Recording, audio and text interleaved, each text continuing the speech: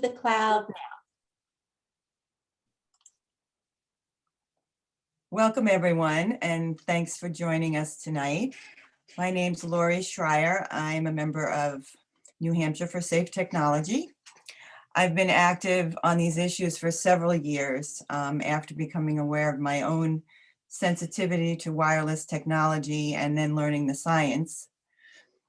New Hampshire for Safe Technology's focus right now is to educate New Hampshire residents and legislators and others about the risks of wireless technology and safer solutions that we can take to protect ourselves and our families, and to build support for passage of protective legislation. This would especially be protective measures proposed by the New Hampshire Commission that studied the health and environmental effects of emerging 5G technology, and they issued their report in November of 2021. And one of the things that came out of that is the introduction of HB 1644, introduced by Representative Patrick O'Brami, who's taken the lead on these issues. And you'll hear about 1644 today, which relates to setbacks for wireless antennas. I'd like to welcome and introduce Cece Doucette from Massachusetts for Safe Technology. She's our friend and mentor, and she's presenting today and on all of the other webinars that we've held on these topics. Cece Doucette has helped her children's school become the first in the nation to take precautionary measures with wireless technology for the children. She's the director of Massachusetts for Safe Technology, which has a great website, by the way, with lots of resources. And she works with schools, communities, municipalities, and legislators to address wireless radiation and public health. She's also the Education Services Director with the international nonprofit Wireless Education, which offers affordable 30-minute online training for schools and families and corporate safety induction.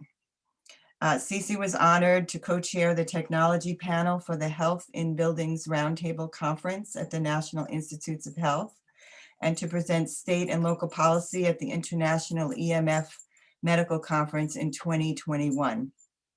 She has been featured on Genius of Wellness, Boston 25 News, PBS EMF Warriors, in EMF Summits with Lloyd Burrell, Josh Jasol, and Patrick Vanderbert, and in the films Generation Zapped and Wi-Fi Refugees. So I'd like to welcome you, Cece, and thank you so much for doing these fantastic webinars for us. Oh, thank you so much, Lori. It is such an honor to be here with you tonight again. And I'm excited. There are some changes that have happened even since we had our last forum just a couple of weeks ago. So what I'd like to start with is to do a screen share. Oops, just one moment here. And from here, we will go through a set of slides, and everything that I have in my slides, I will make available to all of our attendees and those who signed up but couldn't be with us tonight. We'll send these slides out with the video when Jen has a chance to post it. So again, thank you so much to New Hampshire for Safe Technology, the tireless work that Lori and Jen and Deb have been doing along with other citizens in New Hampshire is really awe-inspiring, because if we don't bring this issue to the attention of others, then how can we even expect them to know it exists? So I'll go through a little bit about what I was doing when I fell down the rabbit hole with this issue, and then we'll talk about the science, and we'll talk about public policy and what people can do today to learn how to use their technology more safely. So that MTPW after my name just means I was fortunate to be able to earn my master's in technical and professional writing from Northeastern University. And as this little sign over here indicates, when I raised this issue at my schools, I had been bringing wireless into Ashland Public Schools here in Massachusetts for about 8 years. because we kept hearing about that 21st century classroom and how our kids were going to need to have access to wireless infrastructure and iPads and Chromebooks and smart boards and minis. And what we were being told was all this great new technology. Then one night, a girlfriend of mine who's an electrical engineer told us at our book group that there could be something up biologically with today's wireless technology. So that's where I began to do my investigation. I went looking for the peer-reviewed published scientific literature, and I was astounded to find literally thousands of studies all over the world showing great biological harm. And we'll overview exactly what that harm is in a few slides here. So I started this conversation with my schools, and we became the first in the United States to put this precautionary sign in all of our classrooms to turn off wireless devices when they're not using them, turn the Wi-Fi on, the routers only when needed, and always place the mobile device on a solid surface away from the body. And, you know, just like when I was a little kid, my mom always said, don't stand close to the television. That had its own electromagnetic field, or EMF, that we now know is harmful unto itself. And then when we added the digital signal on top of those old analog signals that we had when I was a kid, that's when we really started introducing a whole new layer of harm.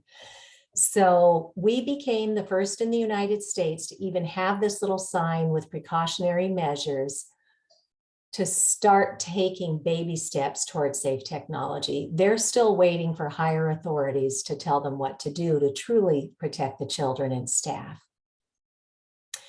So next I went to my Senate President Karen Spilka here in Ashland, and she and I had worked together for years on these campaigns with our local education foundation, bringing all this technology in. And when I showed her the science and then I measured the radiation coming off of her device, she was astounded as well to see that there's so much that the public simply has not been given access to. So I helped introduce legislation in Massachusetts, and I was so honored that Deb Hodgson introduced me to Representative Patrick Abrami in New Hampshire. They got in his car, drove down to my home in Massachusetts, and we spent the afternoon helping him to connect the dots on this issue like we will do with you tonight. And then as Lori mentioned, I've had the privilege of connecting with many of the world's leading scientists and doctors, and we built this little nonprofit with little courses where we could literally train an entire school or workforce like on your lunch hour. And we are updating our platform for this, so it's offline right now, but we will have it back up this summer. So we have off-the-shelf training pretty much ready to go.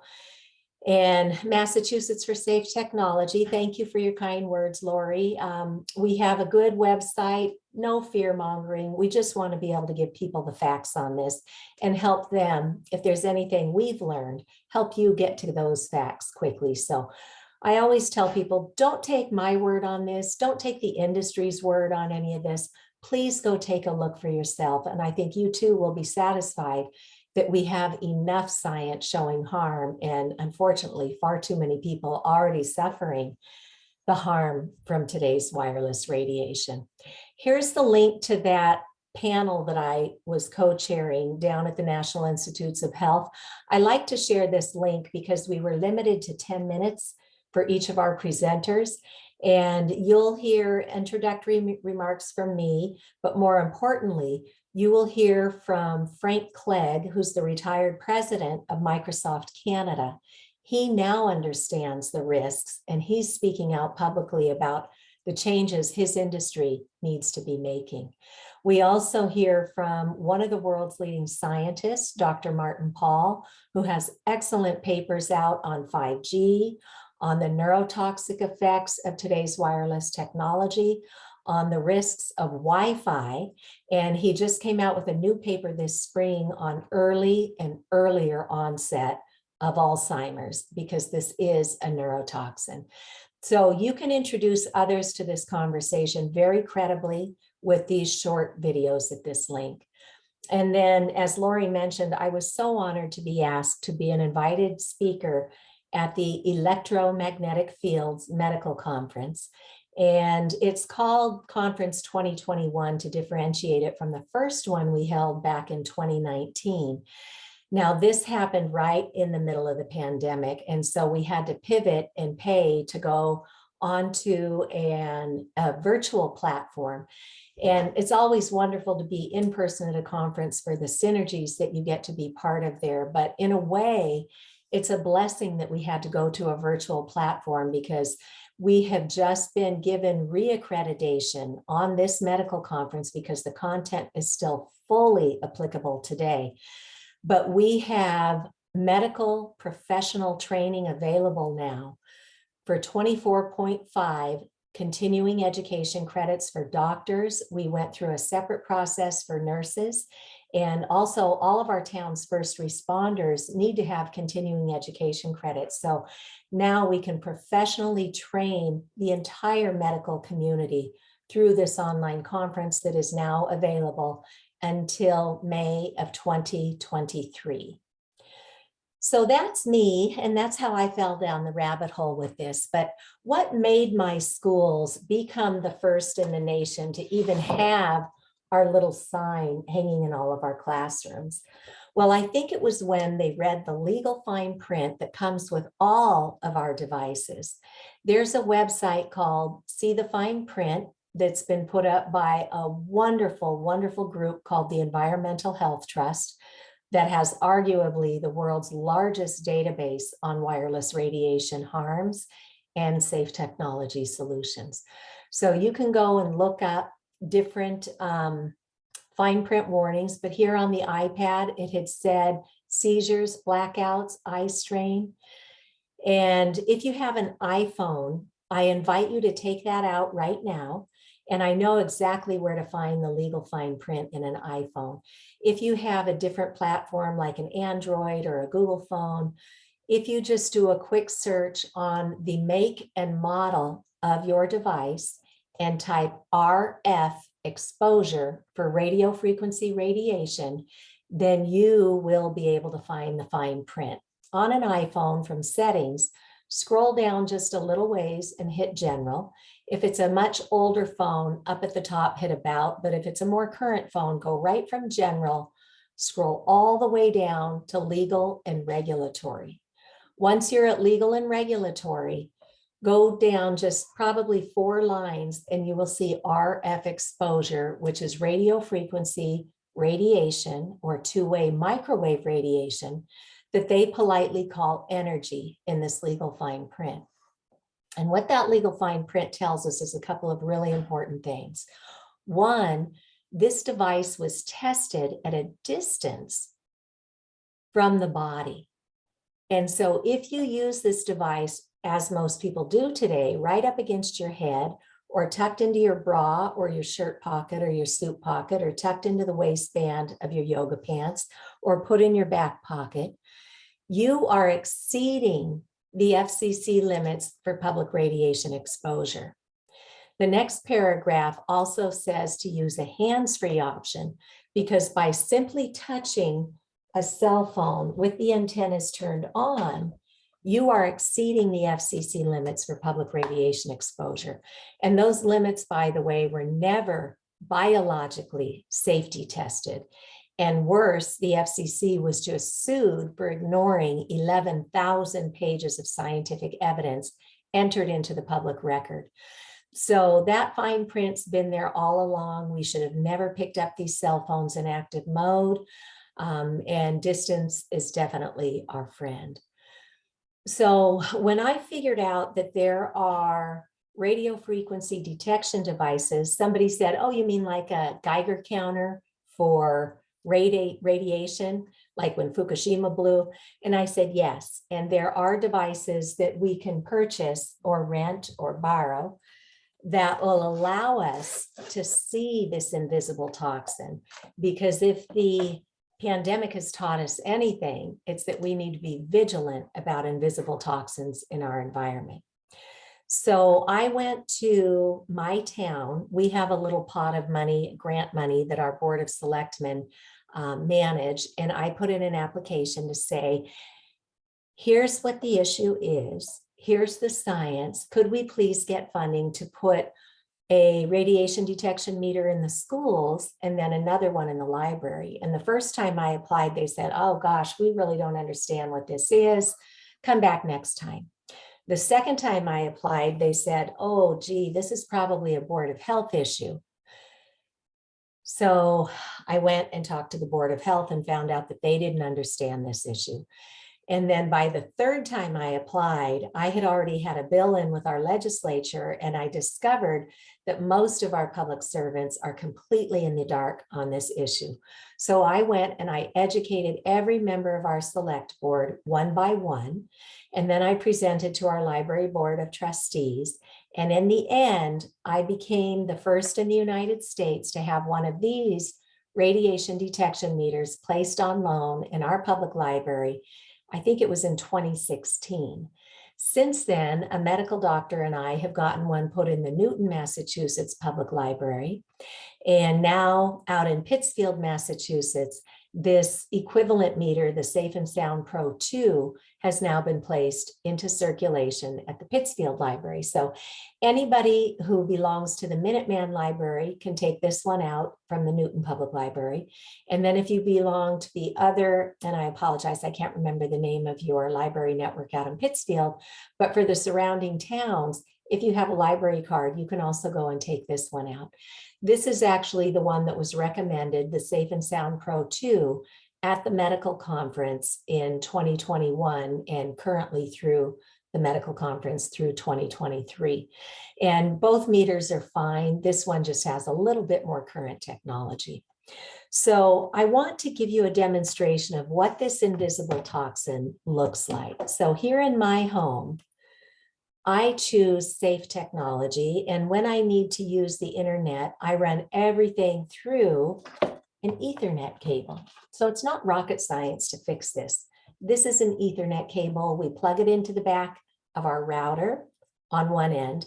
And then who knew, you can buy these little adapters for short money, probably $20, $30, to hardwire a cell phone or a tablet or a laptop. And then you just plug it into your device here. And then for my home phone, I just simply forward my cell phone calls to my landline. I don't use a DECT cordless phone anymore. I got rid of all of those because those are like having your own private cell tower.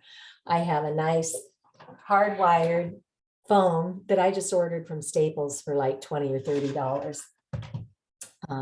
So I want to give you a demonstration because here in my house, knowing what I know, we choose safe technology. And you'll see that I'm in the green on the Safe and Sound Pro 2 meter.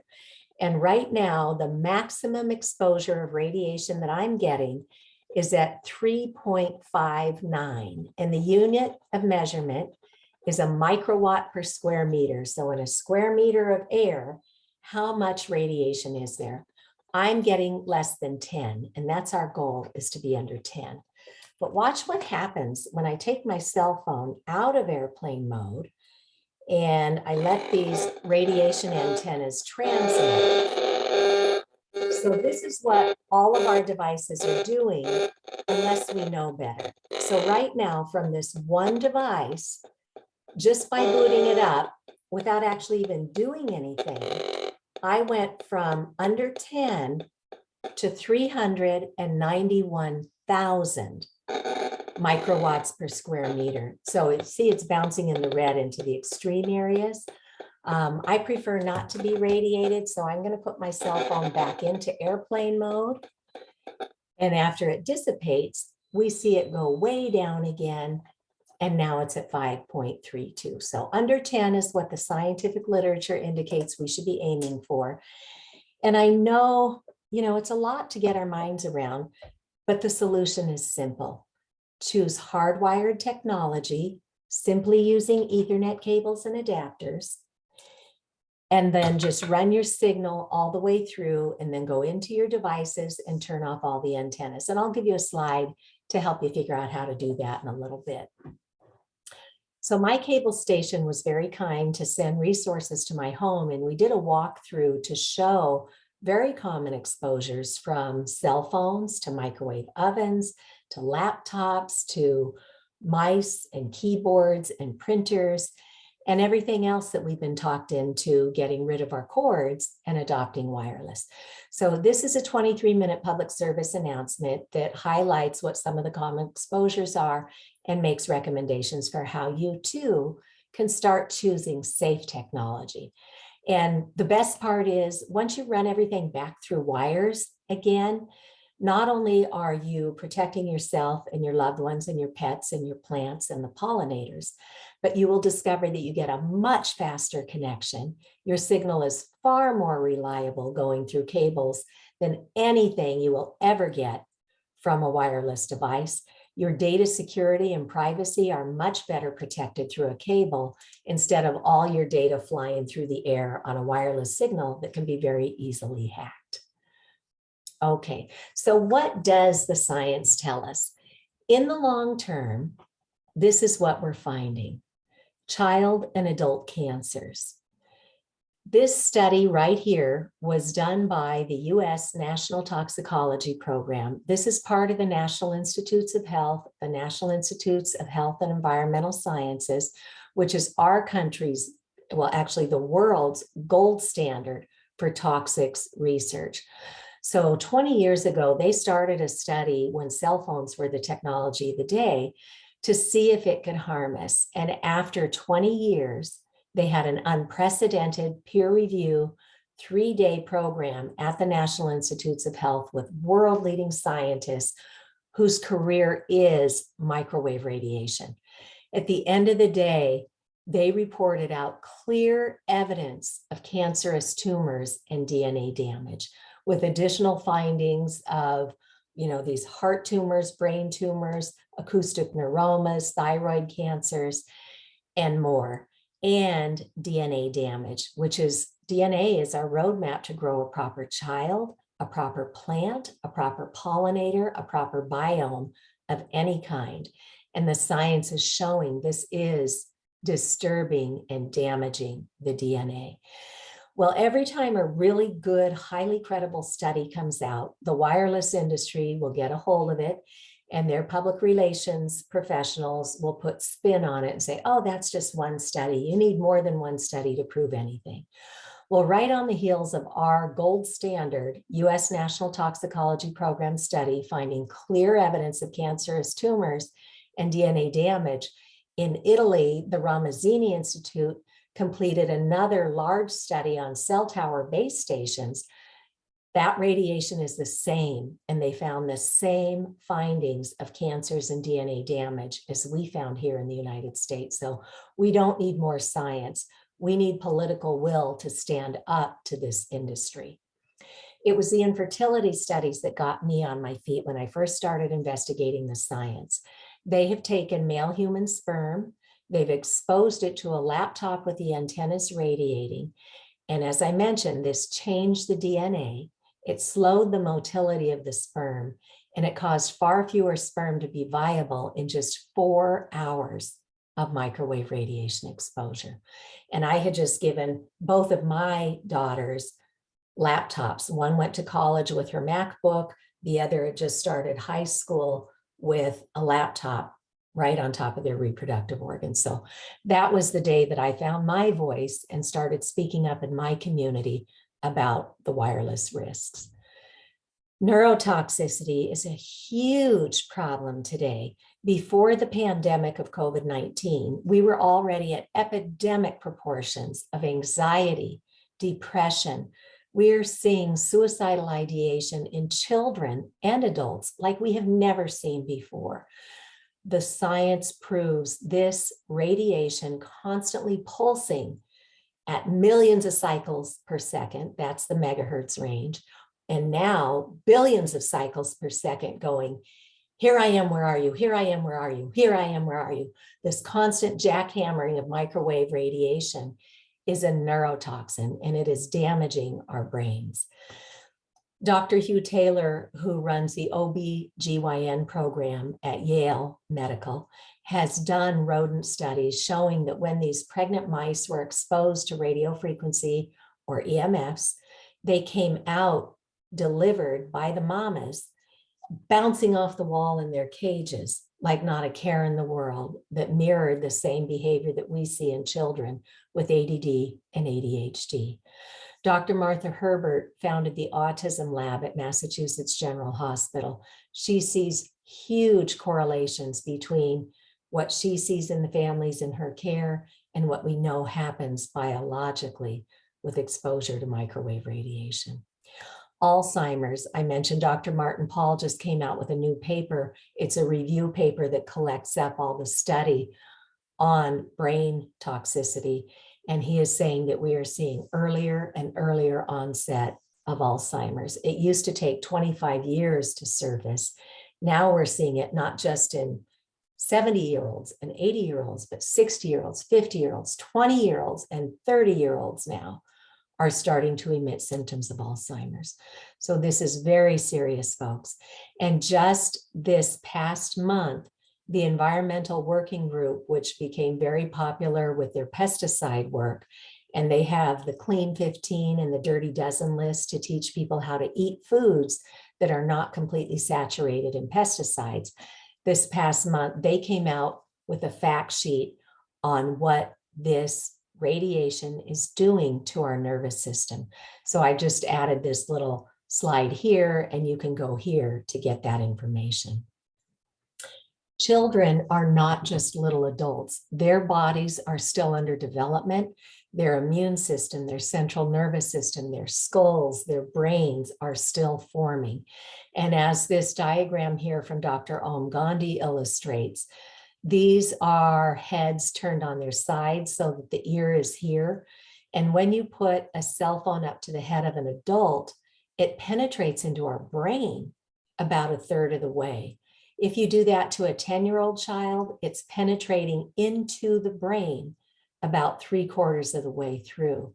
And on a 5-year-old, where the skull is even that much thinner and the water content in the brain is that much higher, they are absorbing this radiation into their brain almost the entire way through. So wireless devices are never meant to be toys for children.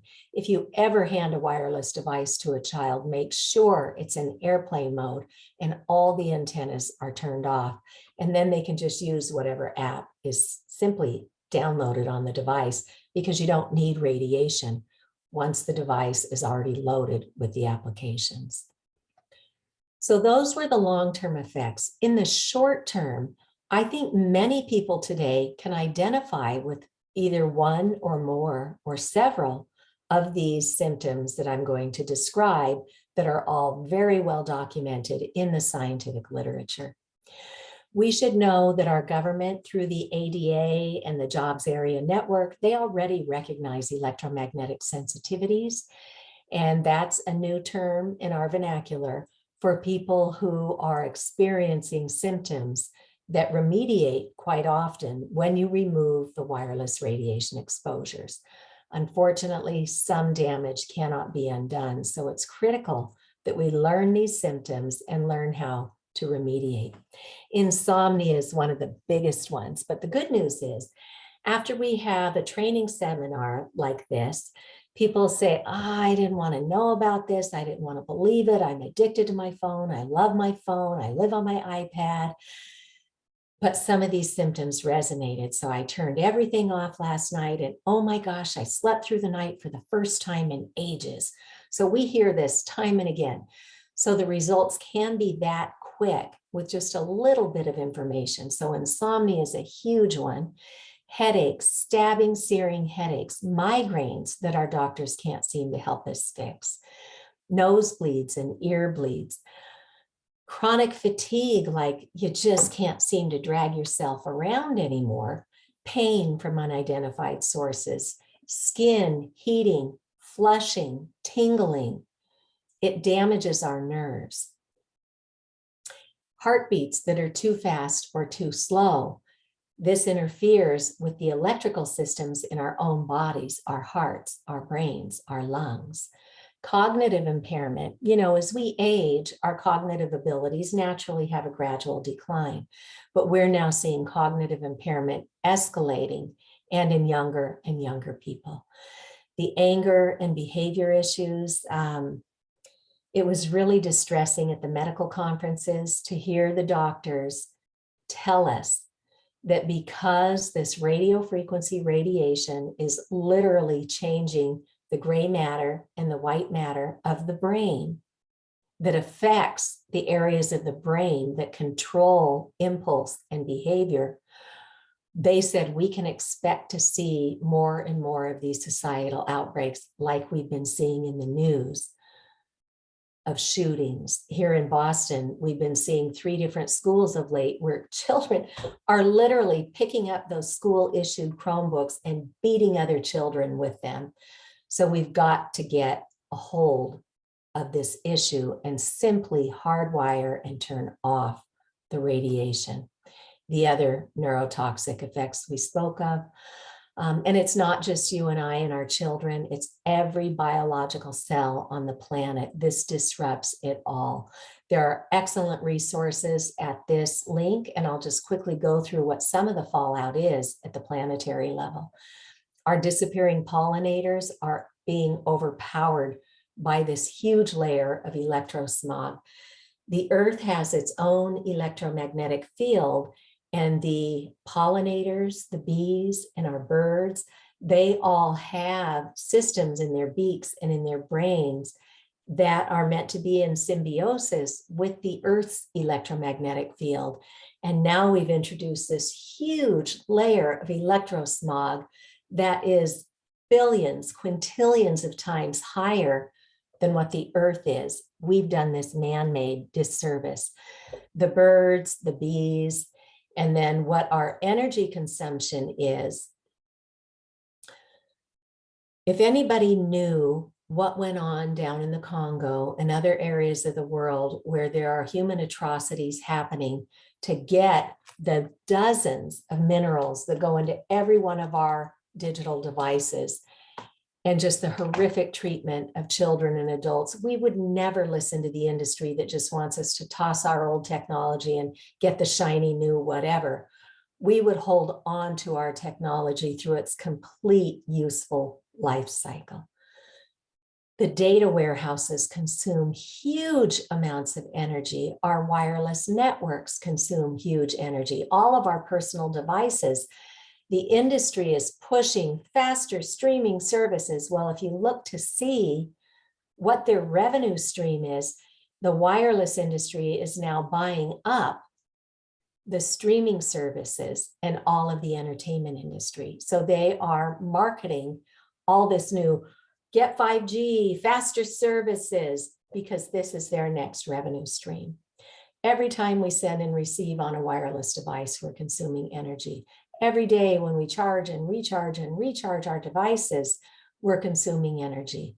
And in the background, all the apps that we've been told are so cool and great to have, they're constantly using energy to update the software. So the message is certainly not no technology, it is safe technology, and we know how to do that. Use your technology from a hardwired Ethernet connection when you're not on the go. So when you're at home, when you're at work, when you're at school, always prefer a hardwired connection. And then when you're on the go, only use the one antenna that you need to use. Maybe it's just your cellular antenna. Maybe you don't need to have the data and the Bluetooth and the hotspot and the Wi-Fi and the locator all on, pulsing independently for a handshake with the nearest cell tower or router. Think about what you're doing to those around you, including everything on the planet. So when I first discovered the science, I was just dumbfounded, and I kept thinking, well, if this is as bad as I'm finding, surely somebody's got our backs on this. And then, so I figured this out in 2013, and then in 2015, Captured Agency, how the Federal Communications Commission is dominated by the industries it presumably regulates. This was put out by journalist Norm Alster with Harvard Law School Center for Ethics. This is a free online 59-page report, Captured Agency. And this taught me that there's a revolving door with our federal agencies, the Federal Food and Drug Administration, the Federal Communications Commission, the Centers for Disease Control, the Environmental Protection Agency. They used to do really good work on this decades ago, and then they all got defunded when the Telecom Act was passed in 1996. Industry got in there. Look at this revolving door graphic that they chose. That's what's happening at the federal level. And the wireless industry and their parent companies, their corporations, own mainstream media. So we don't hear about this through mainstream media. But the good news is once you know about it, all this information is out there to do our due diligence with. So captured agency, we give you the link to this, and that $30 million study that our FDA commissioned 20 years ago that found clear evidence of cancer and DNA damage. And by the way, clear evidence is the highest of 5 categories they can assign. Clear evidence of cancer and DNA damage. That should have triggered the FDA to put public policy in place to protect you and I and our planet. Instead, the gentleman who heads up the radiation area of the FDA today is Dr. Jeffrey Shuren. He turned around to the FCC and gave them a statement saying, nothing to look at here. Keep using those radio frequency radiation limits that we set way back in 1996. They're fine. Well, if his own agency found clear evidence of cancerous tumors and DNA damage, why would he do that? Well, when you look into his background, Dr. Jeffrey Shuren is married to a woman who's a partner in a law firm that represents, guess who? The wireless industry and a lot of the big chemical industries. So we have conflicts of interest all the way up through our federal agencies and unfortunately all the way up to the World Health Organization as well. So here's the diagram I promised to teach you to take control over the radiation exposures that you personally have control over. So on the back of your router, the router is plugged in to wherever your signal is coming in off the street. So there's a high-speed cable or a high-speed copper line or a fiber optic cable that is run right to your house, and then it's hooked up to a router. When you flip the router around and look at the back, you will find there are Ethernet ports there. All you have to do is get a shielded Ethernet cable. The reason we say shielded is inside a shielded one, there's an aluminum foil liner, and that keeps another form of man-made radiation from bleeding out into your living space, like 6 to 8 feet from the walls or from the wires.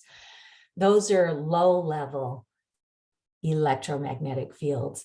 But if you're going to clean up your environment, you might as well protect yourself from the ELFs, the extremely low frequencies that come from the electric and the magnetic fields. Just pay a few extra dollars and get the shielded Ethernet cable. If you have more than one device, and most people do today, so you can think of this as like an extension cord for electronics, it's called an Ethernet switch. This one has 1, 2, 3, 4, 5 ports in it. So you would plug the long cable into here, running off of your router. And then you just get shorter cables for however many devices you have. And you can get these switches with many, many more ports. For a classroom, you could get one with like 28 or 40. But then you just plug in a separate cable for each one of your devices and then just get the little adapters like I showed you, right? Just get a little adapter, plug it into your Ethernet cable, and then just simply plug it into your device. So you can get them for most cell phones, you can get them for tablets, for Chromebooks, for iPads, for laptops. And then you just need to go into each one and turn off the antennas. So step 1 is get your hardwiring set up. Step 2 is to turn off the antennas. And step 3 is to measure. Because, for example, if you were to look at that public service announcement that my cable station did with me, I mentioned that I was sitting here one day And I've never felt good under fluorescent lights. That's another form of man-made electromagnetic field that leaves a lot of us feeling tired and wiped out. So I usually feel good in my home, but one day I was sitting here and I'm going, boy, it feels like the earth is sucking me down again. What is it? So I turned on my meter and it went into the red zone. And I just did a quick scan and it turned out it was my printer. And my daughter had needed to print something wirelessly from her laptop. So I said, fine, just turn off the antenna when you're done. And she thought she had, but it turned out there were 3 antennas in my printer and only one of them lit up the little Wi-Fi logo on the faceplate. So I just went online, looked up the model of my printer and found out that there were additional antennas. And I just had to go into settings and turn them off. So with the industry pushing 5G and the Internet of Things, they literally want to put a radio frequency antenna in every electronic device that you buy today, from your refrigerator to your stove, to your dishwasher, to your coffee pot, to your iPotty, to your baby's diapers. There's a little thing you can put on to see if your baby has soiled herself or himself. So it's always important to measure because these antennas are getting tucked in and sometimes there's more than one. So you can go to Safe Living Technologies, and that is the meter that was recommended at the medical conference.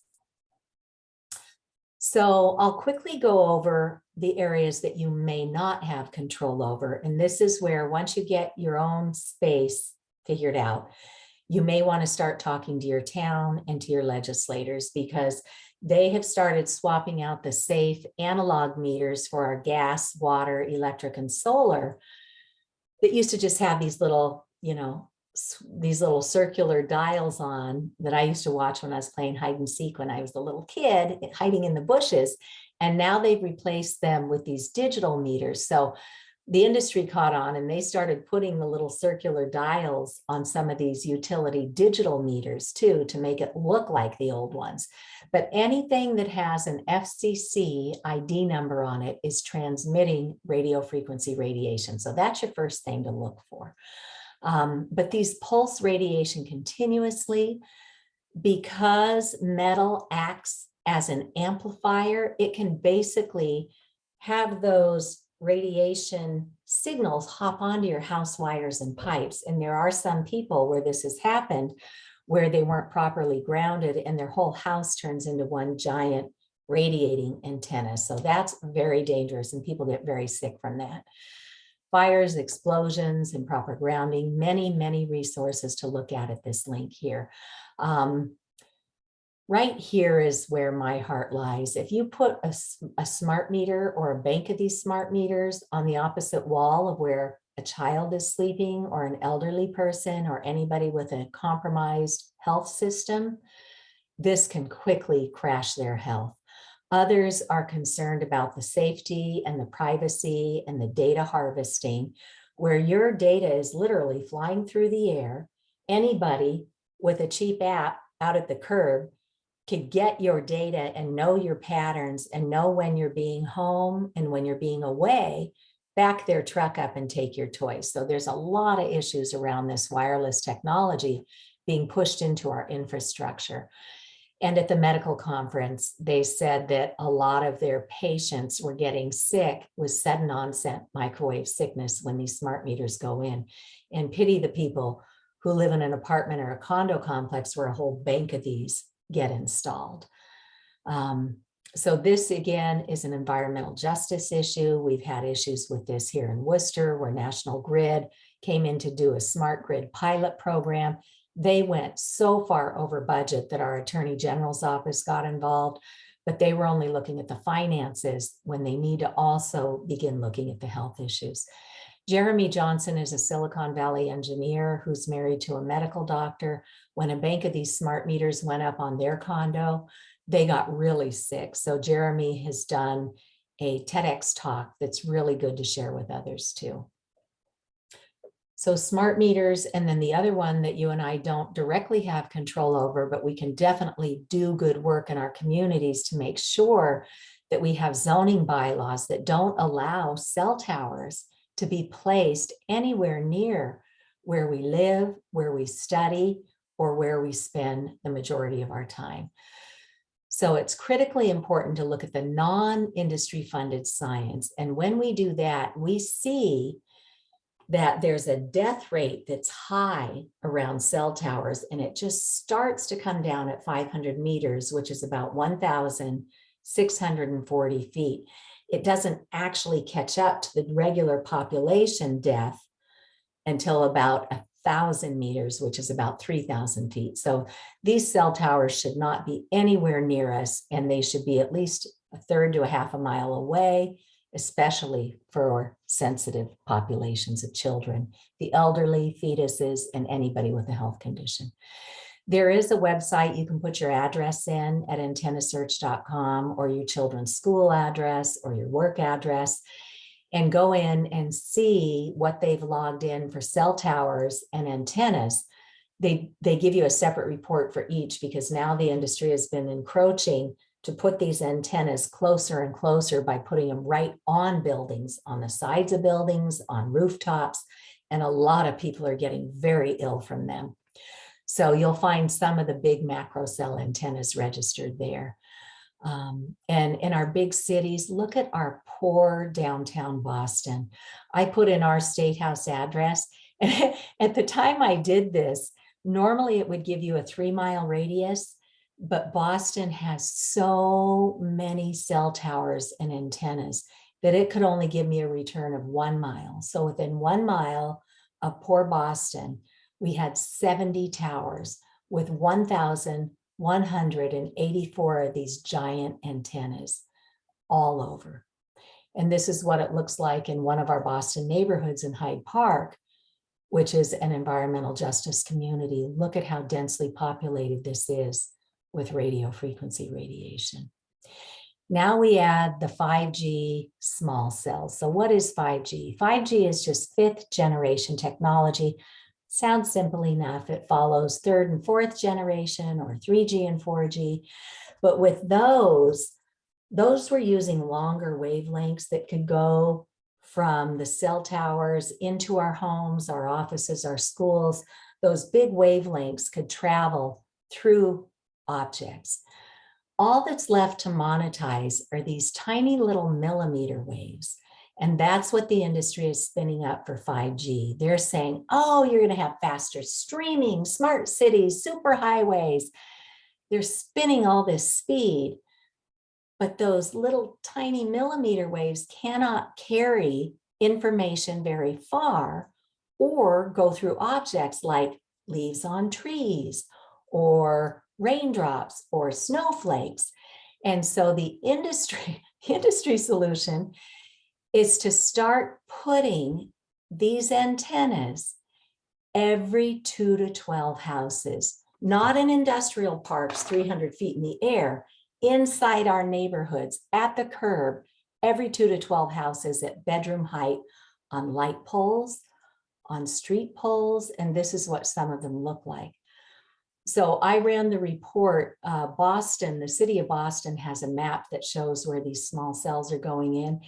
Every single one of these polka dots is a small cell close range antenna right outside people's homes and offices, on top of the 1,000 big antennas that we already had. So 4G is not going away. It has to come with 5G. And now they're putting 4G antennas inside these canisters at close range too. So we are getting bombarded with radiation now at close range. US Senator Richard Blumenthal from Connecticut was at a congressional hearing and with the Commerce Committee, and he said to these 2 industry leaders who were at this hearing, he said, so please share with us, how much have you funded? How much money have you spent to do independent scientific investigation to the biological effects to people and the planet before rolling out 5G? And these 2 industry guys kind of went humana. We don't actually know of any research that's been done. So Senator Blumenthal said, so we're basically flying blind here as far as health and safety are concerned. So this technology has no business being anywhere near where you and I are, because we know what the science says. Computer World and others have already outed 5G as a bad joke because it's not getting any faster speeds or signals. And again, you have to have all these antennas at close range. And in January, Verizon put out this article saying that, woohoo, we're now exposing 100 million people to 5G antennas. Now, doctors Rubik and Brown, Beverly Rubik and Rob Brown, have put out a paper showing there's evidence for a connection between COVID-19 exposure to radio frequency radiation from wireless communications, including 5G. And that, once you understand the science, that's not a surprise because wireless radiation unto itself is an immunosuppressant. When you densify that into close quarters, our poor immune systems only have so much energy, and they are very finely tuned to do regular cell repair and regeneration all day or at night while we're sleeping as part of our circadian rhythm.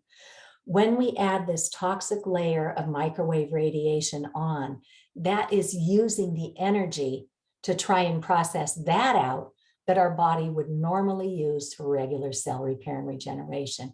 And then you add a pandemic and a virus on top of that, and our poor cells are flat out and they can't get ahead. So it is not surprising that when you run the numbers of the cities that have adopted 5G and the cities where the pandemic has hit especially hard, we see a clear connection. So Dr. Magda Havas up in Canada, she teaches or taught electromagnetism at Trent University for decades. She was one of the co-chairwomen for the EMF Medical Conference, and she did a 4-credit pre-course for the medical conference to give the basics about EMFs.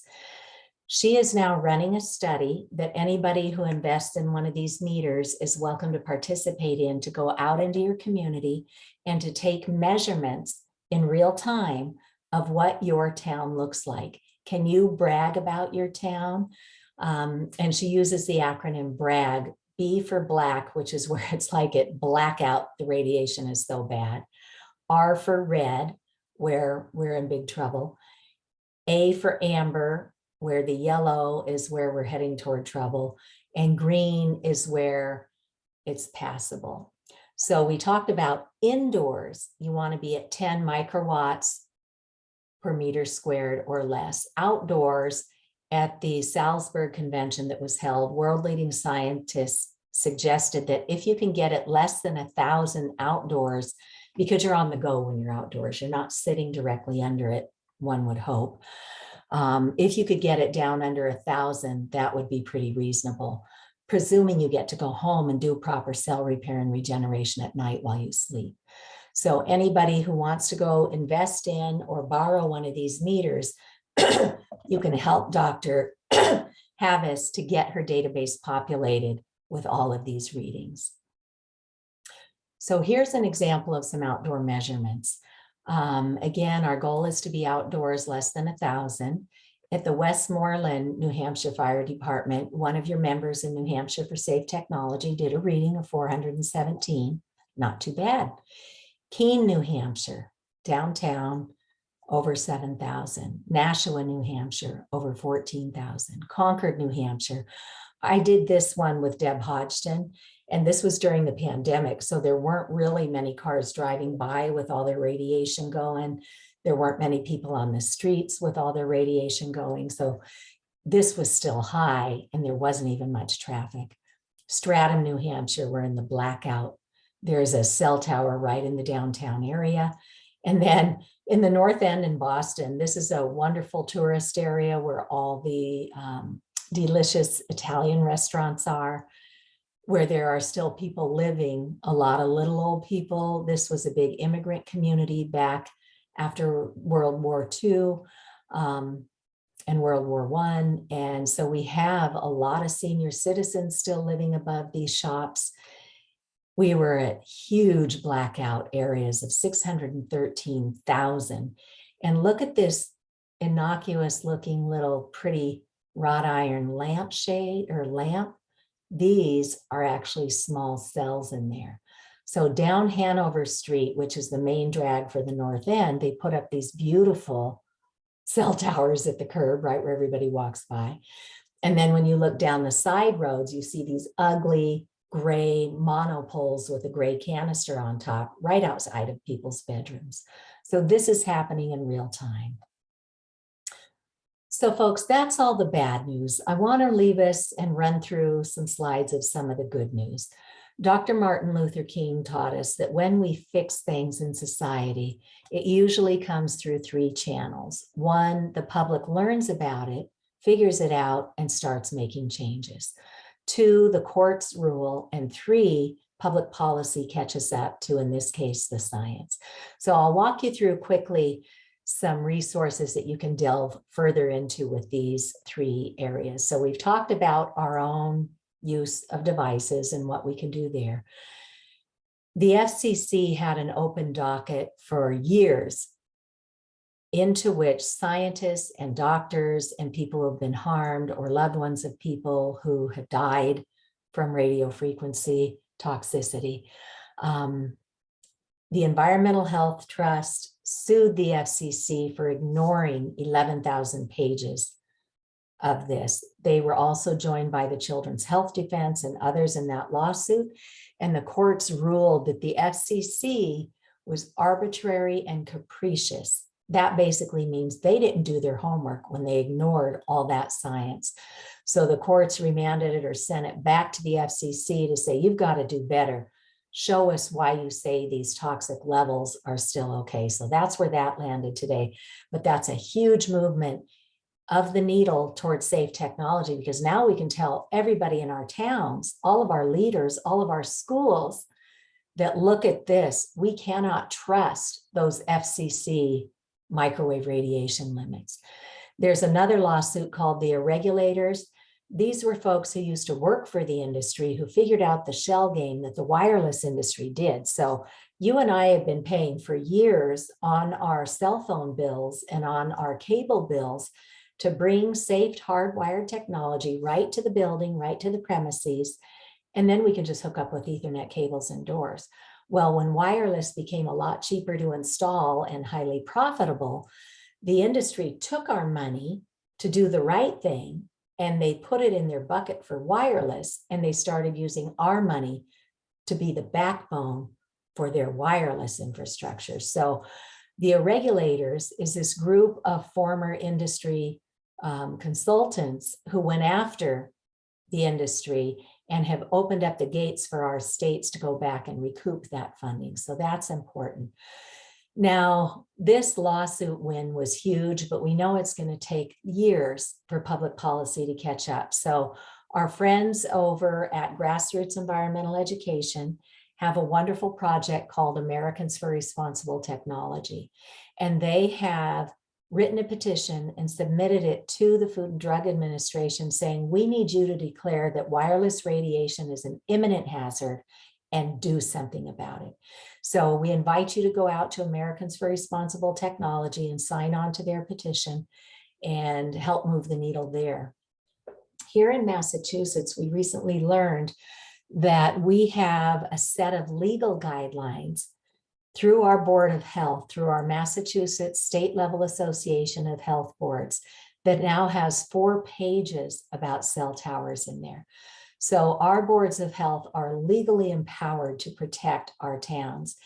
And God bless the Board of Health in Pittsfield, Massachusetts, who have gone up against Goliath. They investigated this issue for 18 months when Verizon put a cell tower on top of a neighborhood that made 20 children and adults so sick, throwing up in their beds, headaches, nosebleeds, nausea, dizziness, anxiety, ringing in the ears, made these people so sick that they had to abandon their homes. So Verizon was recently served with an emergency order saying, please come to the table and let's figure this out. Others in their community have stepped up and said, we've got commercial property here. We don't mind if Verizon moves that cell tower so these poor people can move back into their homes. But Verizon is one of the worst corporate citizens out there. They did not come to the table. Instead, they went to the court and put an injunction against the Board of Health to keep them from issuing this cease and desist order. The Board of Health asked the City Council for $84,000 to defend this in the courts, and the City Council did not step up. So Verizon's Board of Health, or the Board of Health in Pittsfield, just withdrew their cease and desist order, but they are not stopping. They're looking into other venues for how they can protect their public, because that is their job as a Board of Health. So let's keep an eye on Pittsfield and see what they'll do next, because they are not backing down. Here in Massachusetts, for the first time in the United States, in a federal court, they recognized that there are effects that have nothing to do with heating up our skin or our cells. There are non-thermal effects that are happening. And for the first time, the courts have recognized this. So every one of these legal actions creates a building block that the next and the next and the next build off of. So these are really good things happening right now. And there are many others that you can look at as well. Public policy. So New Hampshire is the best in the country right now. We mentioned that Rep. Abrami introduced this bill with very pointed questions. The insurance industry long ago recognized this radiation as a leading risk, and they do not offer coverage. So our towns are left holding the bag for liability when we don't fix our bylaws and strengthen them to preclude putting cell towers and small cells right inside our neighborhoods. He asked in that bill, why does that legal fine print say to keep it away from the body? Why is the FCC dropping the ball? Why don't they account for the non-thermal, non-ionizing biological effects? And why does our government allow 100 times more radiation exposure than a whole bunch of other countries? And why is nobody looking at the cumulative effect? You know, I showed you what happens to my cell phone. What happens when you put children in a classroom with 28 laptops, 28 Chromebooks, 28 iPads, beaming all at the same time? This radiation goes out like a pebble in a pond at billions of cycles a second, radiating our children until we as parents and grandparents and citizens step up and say, we have to do better. These kids are falling apart. So in 2019, in less than a year, we presented the evidence in New Hampshire, and they passed a law saying you have to form a commission to investigate. They spent the next year investigating, and then they came out with this groundbreaking commission report that calls out the corruption with the FCC, the FDA, other agencies, and the wireless industry. They recognize that we have to address this at the state and local level, and then put the pressure on the federal delegation. So that report spells it out. That is the best document to share with others right now because it's all in there. Dr. Kent Chamberlain, this is Dr. Chamberlain here. He was the chairman at the University of New Hampshire in the Department of Computer and Electrical Engineering, and he worked using EMFs for 30 years in his career and taught. And he had no idea of the harm, but he served on this commission. And once he had a chance with his colleagues, doctors, lawyers, physicists, engineers, the state level attorney general's office, and others, once they heard from the leading world scientists, they realized we have a major problem here. And so Dr. Kent Chamberlain has come up with a wonderful 20-minute presentation, and we have access to his slides to drill down to the science that he references. But Rep. Abrami, this session in January, introduced this House Bill 1644 to ask for setbacks from our schools, from our homes, from our hospitals, from our senior centers, our playing fields, and to ask the industry to pay for a registry of harm that would be run by the state, so people have a place to go to report the harm that they are experiencing. So that bill went through the legislature in January and February, and they realized that they have a problem on their hands. They acknowledged unanimously that they did not want to kill this bill, which was a huge movement of the needle in the right direction. 4 of the 21 House members on the Science, Tech, and Energy Committee wanted to pass this bill right away because they had done their homework and they understood these grave risks. The other 17 members hadn't had a chance yet to look at the New Hampshire report, so they asked for more time and said, let's form an interim study committee. 8 of them raised their hands, 4 Democrats, 4 Republicans, so we've got bipartisan support on this, and said, we need to take a little more time to investigate and, learn for ourselves, and that's certainly reasonable. And we just had a hearing there last week. And that video is available through New Hampshire for Safe Technology or Massachusetts for Safe Technology on our YouTube pages. So you can get to it actually through this link here. So we know that this is happening all over our country and all over the world. And if you click on this, you'll go to Americans for Responsible Technology and see we have more than 150 national groups already and growing because people are waking up to this invisible harm. So feel free to look for groups in your area. If there is not one yet, they have a wonderful toolkit to help you get started and then work together, because one voice can be very easily dismissed. Because most people never knew that legal fine print was in their devices, and most people think this is fine, best thing since sliced bread, until they start connecting the dots to their insomnia, the headaches, the nosebleeds, the behavior issues with the kids, the learning disabilities, the increases in autism and neurotoxicities like PANS and PANDAS. This radiation opens the blood-brain barrier, so toxins are getting into where they've never been before. We also have the Rouleau effect, where this radiation literally magnetizes our red blood cells and they clump up like a roll of coins and cause this Rouleau effect, so our blood cells can't get to where they need to go to oxygenate our systems, and we see oxidative stress happening very quickly with this. So don't think you're alone in this. There are so many people here to help you, and all these towns in Massachusetts are already on this. There are towns in New Hampshire doing the same thing. So please don't think you're alone. Again, town level towns are taking action too. The city of Boston has filed formal complaints with the FCC saying we believe the science, we need to do better. Boston joined with other mayors and other towns to sue the FCC. They didn't win that one, but it sure raised the level of awareness to have all these towns banding together. Burlington, Massachusetts came up with a small cell policy that said to the industry, so any equipment you put in has to be compliant with the Americans with Disabilities Act. So you can't block the sidewalk. Anything you put in has to blend in with the environment for aesthetics, because under current FCC law, you can say those things, and our towns don't even have that much in most of their zoning bylaws. But there are many things that you can put into your zoning bylaws that will make the industry come by and go, up, they're on to us, let's just move along. But what Burlington did is they said, you can't just come and drop and run with these small cell installations like they're prone to doing. If we give you a permit for this, you're going to have to come back every single year and recertify that this equipment is still lawful in our town.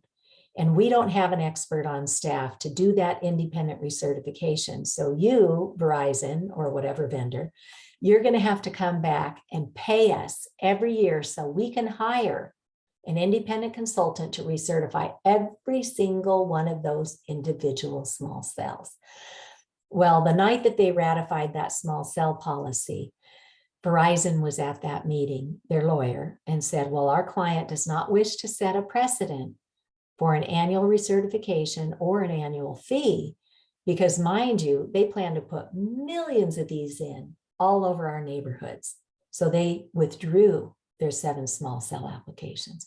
So there's a lot your town can be doing. And if nobody's told your town about this, how would they know that there are resources at their fingertips to help? So Americans for Responsible Technology took that small cell policy with other best practices, and they now have a template that your town can use. Other towns started following suit and improving every iteration and adopting small cell policies. So lots and lots of resources here for all of our towns. And, you know, it's everywhere. In Easton, Connecticut, a couple of years ago, a grandmother figured out what was going on. She went to her town. They realized there is no safety here. They put a moratorium on 5G. And just last month, they re-upped their moratorium. So this can be done. Hawaii County put a ban on 5G. We don't know if that has legal legs under it, but it sure raises the awareness. And then if you go to Environmental Health Trust, our friends there have a huge database of actions that are happening all over the world to halt this 5G rollout because it's really bad. We don't have time tonight to go into everything for schools, but please know we have excellent resources. The kicker, New York Times did a series of articles saying Silicon Valley executives are sending their children to schools with no technology, not hardwired, not wireless.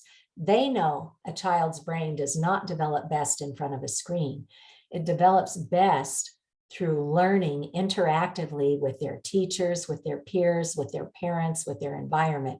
And they're even going so far as to have their nannies sign a contract that there will be no screens around their children. Our friends at Grassroots Environmental Education, who have Americans for Responsible Technology, have also launched a national program called Tech Safe Schools. They've got a whole toolkit there. They will send information directly to your schools and teach you how to have this conversation to protect your schools legally and to protect the children and the staff from the radiation. Again, we have off-the-shelf training just about ready to go. And Environmental Health Trust has a whole page full of flyers and postcards. They've got some in other languages that you can just simply download and use to help educate others. So great resources all over, studying from home. The country of Cyprus already recommends what to do. They have age limits for how long a child should be on a screen, how much distance you need to keep from the router if you can't hardwire. So great resources to help our kids. I mentioned the medical conference. There's also a website called Physicians for Safe Technology that you can show to your doctors and nurses and first responders so they can dig around through credible resources. And then for all of our engineers, our architects, our physicists, our technologists, excellent resources here as well. So at home, if you might want to just soak into this and learn a little bit more, again, once our courses are up, these can be completed in about a half an hour, and then you know what's available to quickly train your schools or your office.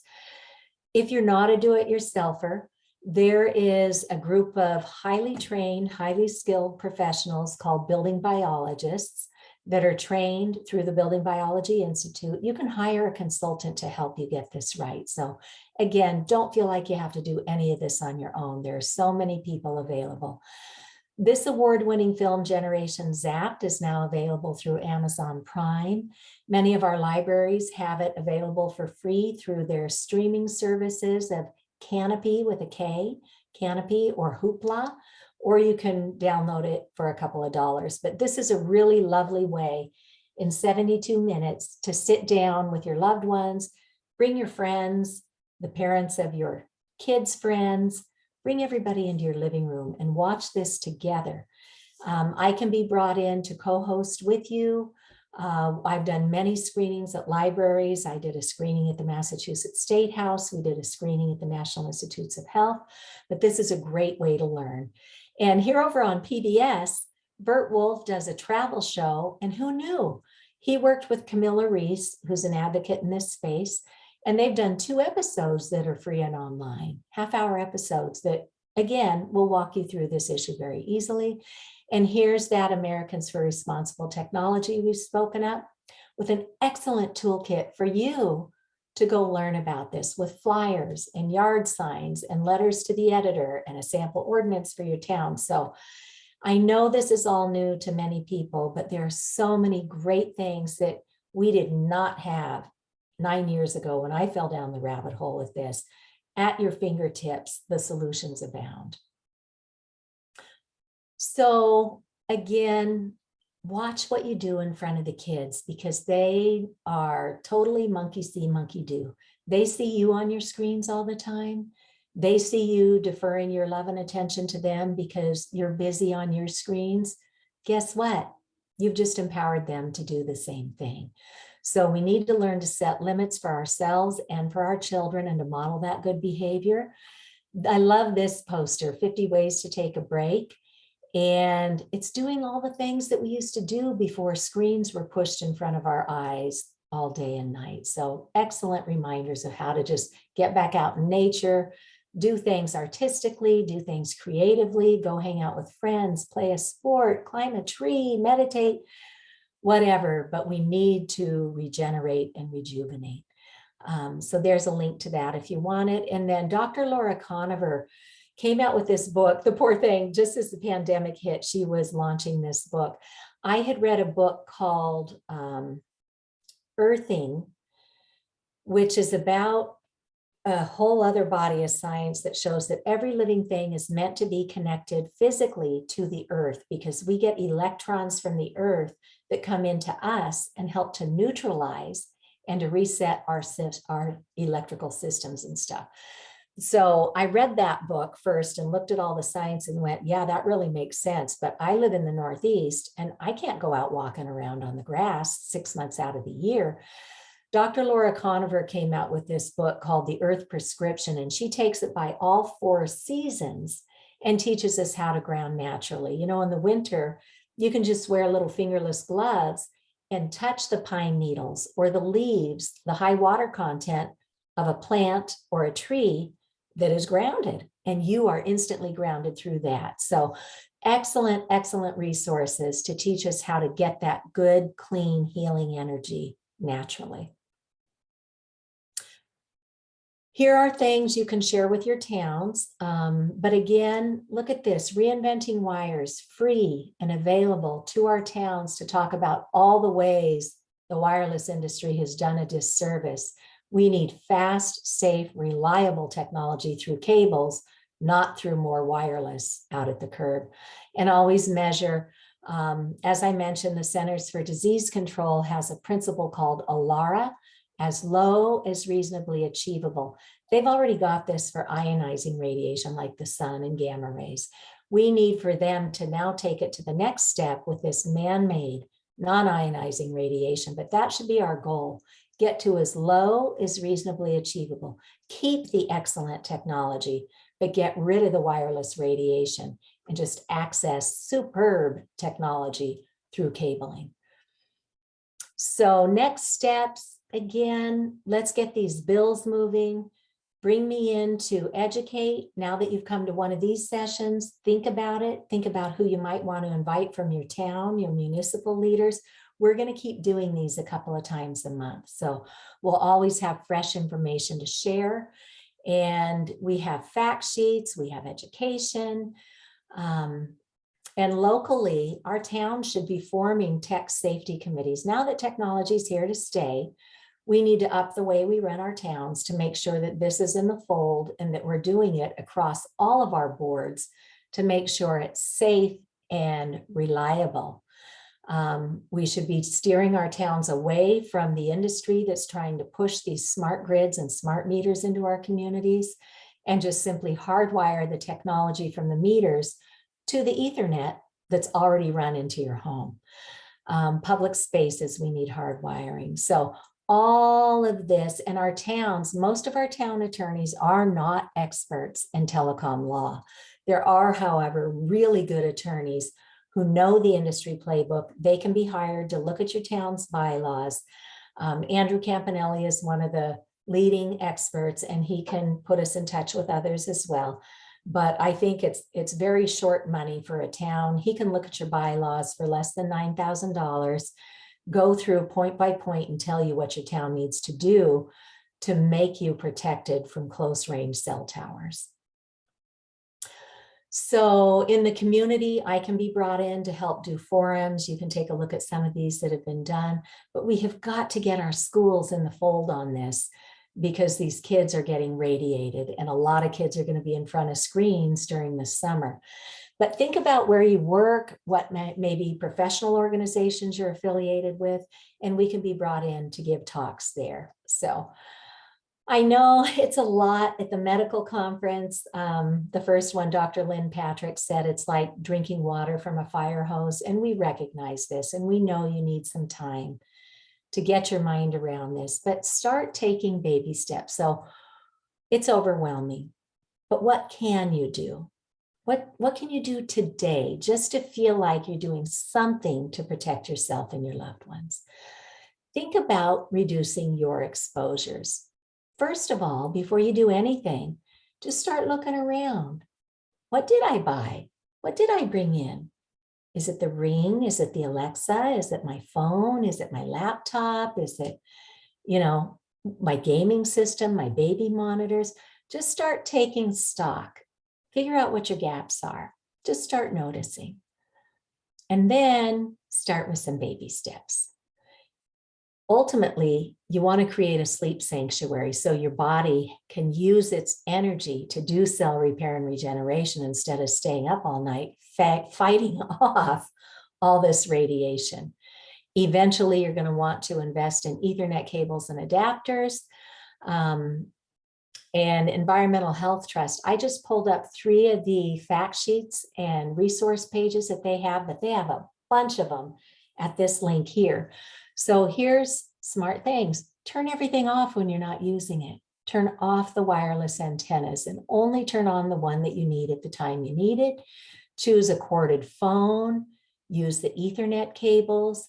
If you have to have an antenna on, create as much distance from your body and your brain as you can, and from the children and from fetuses and from elderly and from sick people and from our pollinators. Distance matters. So again, get your healthy sleep.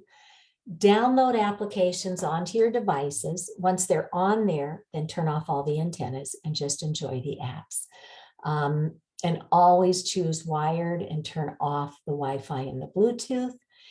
And you can still do your FaceTime and your social media, but either do it on a hardwired cell phone or do it on your computer, and try your best to form new healthy habits so you're not just killing time on a wireless device all the time. So they have an in-depth checklist for when you really get into it, and a sheet 2-sided for what parents need to know. So we have these amazing resources.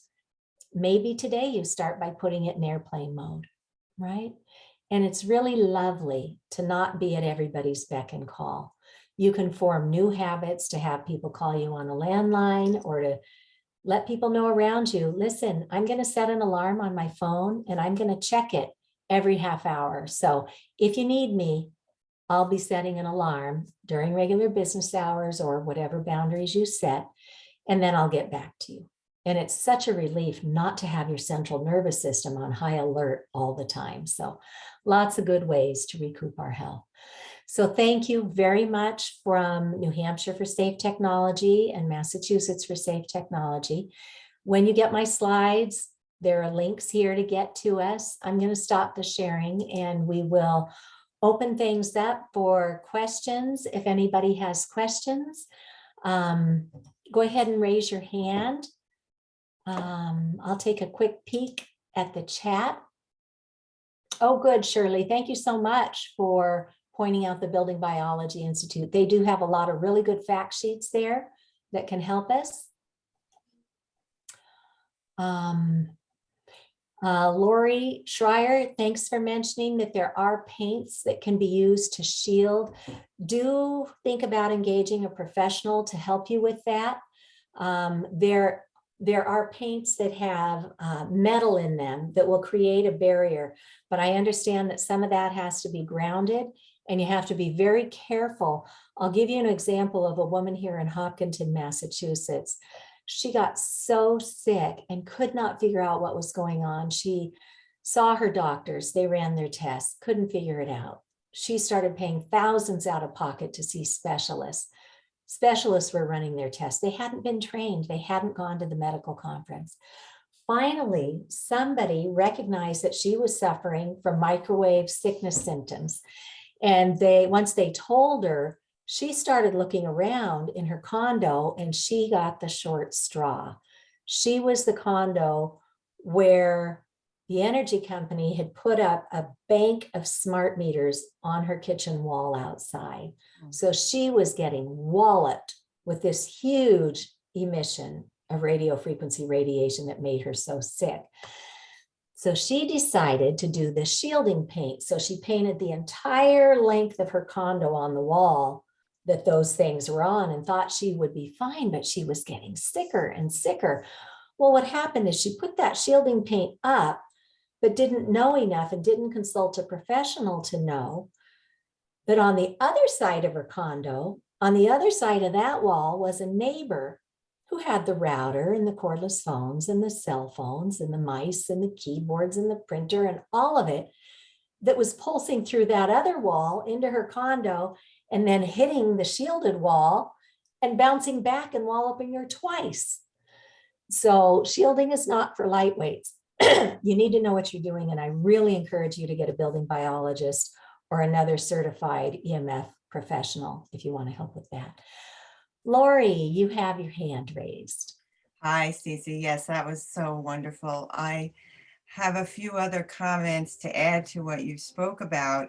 One thing was when you do hardwire your computer and you want to make sure you turn off all the antennas, sometimes you have to search online for the type of router you have, and sometimes you have to call your provider and they can instruct you how to turn off the antennas. And so that's something that you have to do. And if you know someone with a meter or you buy a meter, you can then double check to make sure the antennas are off, because you don't want to just assume that everything's fine, because as you know, there's more than one antenna. Yeah. So that was one thing. Another thing is that if you do have a newer phone and it has 5G on it, there are ways to turn off the 5G antenna. And if you go to the Tech Wellness website, there is an article on there that explains for the iPhone and Android and other phones how to turn off the 5G antenna. And although we can't stop the infrastructure from being built as quickly as we would like, we can slow down the process by not using that service. And, you know, they're all about marketing and selling and people using this service. So that's important to do. Another thing is that we didn't really discuss, and we probably won't be, but if you Google protecting yourself from wireless technology, there's lots online. We know avoidance is the most important thing, but there's lots online about nutrition and certain baths that you can take with baking soda and salt, sea salt, that can help you to detox. And so it's important to do your own research about detoxing and protecting your body and your mind. And there is a lot out there on harmonizers. Just know that some people feel better with them, but there's no change in the readings on the meters when you use harmonizers. So be careful not to rely totally on harmonizers. And one last thing that, Cece, when you talk about the fine print on the phone, it's so important to know that that fine print is, that information on what they consider safe is based on what, a male who weighs how many pounds, 200 something pounds. It's not, why don't you talk about that a little more? Yeah, so what the industry did is they based their public radiation exposure limits through the FCC on heat. And so they knew that if they tried to take precautions at the non-thermal level, so you don't have to have heat to have harm, they knew that cell phones would have never come to market. So the trick that they did is they said, well, so long as it doesn't raise the temperature of the skin, if you put a device up to your head, then it'll be okay. Well, first, that's a myth, but they put a spacer on the model that they tested. So they did the testing without even putting the cell phone directly up against the head.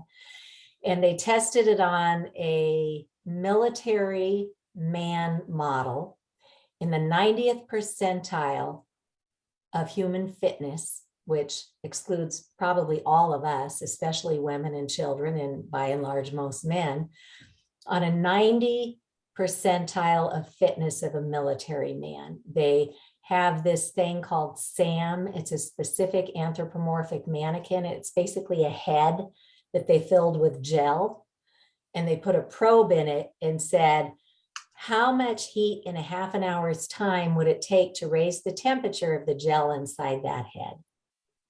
That's all our FCC limits were ever based on, for a half an hour, right? That gel has nothing to do with the highly sensitive brain that's inside our heads.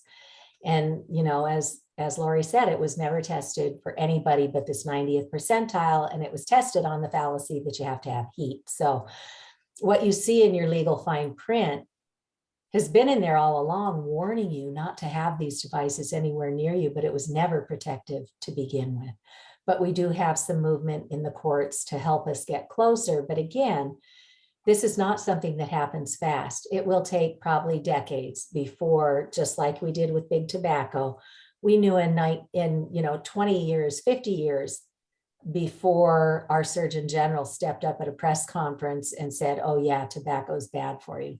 That science was clear for decades before. So this is what we are doing. This is why we're so grateful for New Hampshire and Representative Abrami and the commission that was ultimately formed, because New Hampshire is the only one in the country at any level of government, at the state level, because nobody at the federal level's done it, to do this report. So this report is free and available. I love the way they set this up, because the findings and the summary are all in the first 17 pages. So this is really all you need to read. And then the next 10 pages is kind of a gift, because there were two members from the wireless industry who sat on that commission. There were 13 members, and one senator, Senator Gray, sided with industry, and the other 10 members were in the majority. So they wrote the majority report. And then the industry in New Hampshire is allowed to write a minority report. And they put 10 pages inside this report that is their playbook. It's full of disinformation. And that's what they tell our towns. So forewarned is forearmed. So our towns can look at that playbook and go, oh yeah, that is what they've been telling us. And then if you go to the very back of the report, and thank you to Deb Hodgson, who took meeting minutes for the 13 commission meetings that were held. Senator Denise Ricciardi debunked a whole bunch of the disinformation that's in that minority report.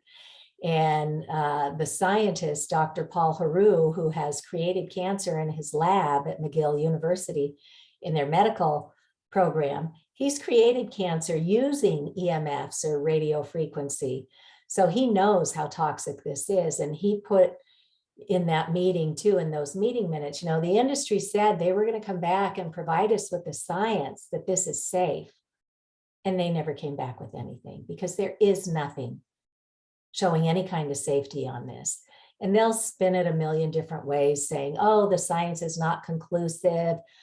Well, it's never going to be conclusive, because science continues to evolve, first of all. So anytime you look at a science study, it's always going to say that more research is needed, because this is where grad students go who are in PhD candidate programs to go see what they can do their thesis on. So more science is just part of science. So when the industry starts spinning up studies saying, oh, this study's no good, look, it says more science is needed. Well, we need to understand the science framework and not the industry spin. So that New Hampshire report is our country's leading document. We want to give a shout out to the Pittsfield, Massachusetts Board of Health. They are the first Board of Health that we know of to do their investigation. And at the end of the day, they wrote a cease and desist order that is available at Massachusetts for Safe Technology, where they document all of the science that they investigated And they know it's their duty to get that cell tower away from their residents, especially when others in the community have said, hey, we don't mind having it put here, but Verizon is just a horrid corporate citizen. So we're hoping push will come to shove and they will come up with additional strategies for getting that cell tower removed. So other questions, comments, thoughts? Okay. All right, everybody. Well, thank you again so much for joining us. As Jen finds the time, she's going to put this video up, and then I will turn it around and share it as well out at Massachusetts for Safe Technology. And we have links there to all of our forums. So please use them. We're not doing this just for ourselves. So we're doing it for you so that you have current resources to share with anybody you can get to listen to this, and know that we're here to answer questions at New Hampshire for Safe Technology and Massachusetts for Safe Technology. All right, everybody. You're so welcome, Shirley. Thank you again for joining us, everyone. And we wish you a safe, tech safe night. Bye-bye.